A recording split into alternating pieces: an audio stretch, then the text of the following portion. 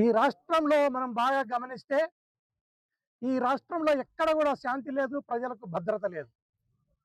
ఈ రాష్ట్రంలో రాజ్యాంగానికి విలువ లేదు.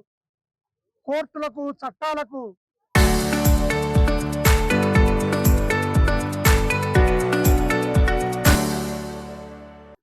కూడా విలువ లేకుండా పోయిందనటంలో ఎలాంటి సందేహం లేదు. ఎందుకంటే ఈ రాష్ట్ర ప్రభుత్వాన్ని ఎవరైనా గొంతెత్తి మాట్లాడరాదు, పెన్ను పెట్టి రాయరాదు, లేదా మీడియాలోనో సోషల్ మీడియాలోనో సద్విమర్శను కూడా చెయ్యరాదు. అలా చేసిన వారిని ఉక్కు పాదంతో ఈ ప్రభుత్వం అణిచివేస్తా ఉంది. ఎవరైనా ఈ ప్రభుత్వం మీద వ్యతిరేకంగా పెన్ను పెట్టి రాస్తే ఆ పెన్ను మీద మన్ను కప్పే ప్రయత్నం ఈ ప్రభుత్వం చేస్తా ఉంది. ఈ పెన్నులే 2029లో గండులై పేల్తేయడంలో ఎలాంటి సందేహం లేదు.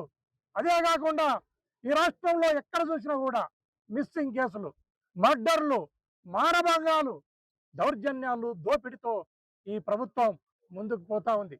అందులో భాగంగానే మాజీ శాసనసభ్యులు తోపుదుర్తి ప్రకాష్ రెడ్డి మీద కళ్యాణదుర్గం ఎమ్మెల్యే వారి ఒక టిప్పర్ ఆయనను ఢీకొట్టి చంపడానికి ప్రయత్నం చేస్తే ఆ సావు నుంచి తప్పించుకొని ఆయన కడుపులో మండి ఒక ప్రెస్ మీట్ను పెడితే ఆ ప్రెస్ మీటుకు సమాధానం చెప్పలేక రకరకాలుగా ఆయనను దుర్భాషలాడడం జరిగింది. పరిటాల సునీతమ్మలు కానీ, అదేవిధంగా కళ్యాణదుర్గం ఎమ్మెల్యే గారు కానీ, మడకశిర ఎమ్మెల్యే వీరందరూ కూడా అనేక రకాలుగా దుర్భాషలు ఆడడం జరిగింది.